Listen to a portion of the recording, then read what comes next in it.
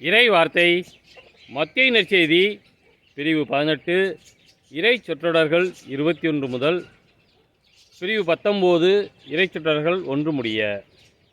பேதுரு இயேசுவை அணுகி, ஆண்டவரே, என் சகோதரர் சகோதரிகளுள் ஒருவர் எனக்கு எதிராக பாவம் செய்து வந்தால் நான் எத்தனை முறை அவரை மன்னிக்க வேண்டும்? 7 முறை மட்டுமா என கேட்டார்.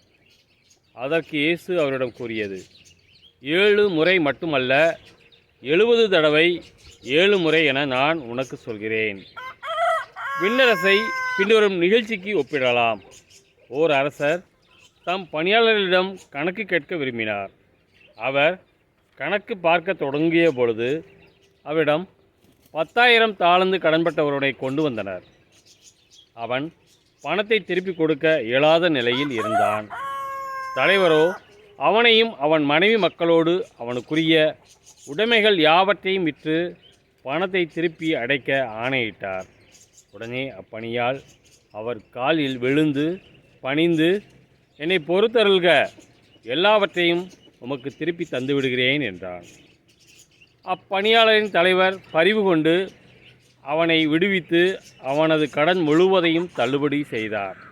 ஆனால் அப்பணியால் வெளியே சென்றதும் தன்னிடம் 100 தெனாரியம் கடன்பட்டிருந்த உடன் பணியாளர் ஒருவரை கண்டு, நீ பட்ட கடனை திருப்பித்தா என கூறி அவரை பிடித்து கழுத்தை நெரித்தான். உடனே அவனுடைய உடன் பணியாளர் காலில் விழுந்து, என்னை பொறுத்தருள்க, நான் திருப்பி கொடுத்து விடுகிறேன் என்று அவனை கெஞ்சி கேட்டார். ஆனால் அவன் அதற்கு இசையாது கடனை திருப்பி அடைக்கும் வரை அவரை சிறையில் அடைத்தான். அவருடைய உடன்பணியாளர்கள் நடந்ததை கண்டபோது மிகவும் வருந்தி தலைவரிடம் போய் நடந்தவற்றையெல்லாம் விளக்கி கூறினார்கள். அப்போது தலைவர் அவனை வரவழைத்து, பொல்லாதவனே, நீ என்னை வேண்டிக் கொண்டதால் அந்த கடன் முழுவதையும் உனக்கு தள்ளுபடி செய்தேன். நான் உனக்கு இரக்கம் காட்டியது போல நீயும் உன் உடன் பணியாளருக்கு இரக்கம் காட்டியிருக்க வேண்டும் அல்லவா என்று கேட்டார்.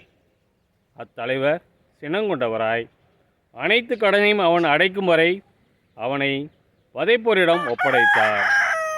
உங்களுள் ஒவ்வொருவரும் தம் சகோதர சகோதரிகளை மனமாற மன்னிக்காவிட்டால் விண்ணுலகில் இருக்கும் என் தந்தையும் உங்களை மன்னிக்க மாட்டார்.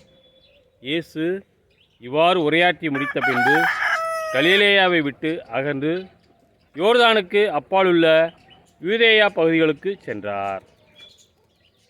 கிறிஸ்துவின் நற்செய்தி.